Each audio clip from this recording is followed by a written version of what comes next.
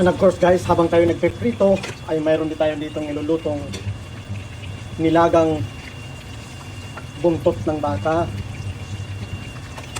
So, ito ang style natin ng bulalo. So, pinakukuluan pa natin para mas lalo pa itong lumambot. Nakakatatlong oras na yan. But, we need a little bit more.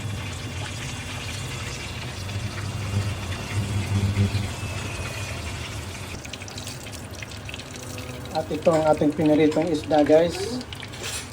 At ang ating wow, crispy garlic. Yan.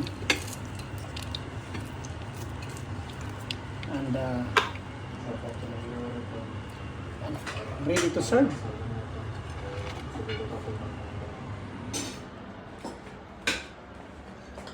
That's so good. Guys, ang ating bulalo. Ating gulay.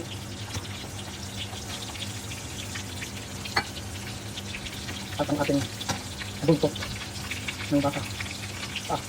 A lot of collagen ang ating habol dito, no? Kaya tayo ay nagluluto nito. Dahil mahilig tayo sa collagen para lumakas ang ating tuhod.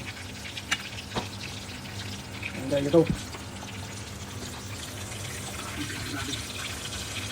Yan guys, ang buntot ng baka na ating ginawang bulalo.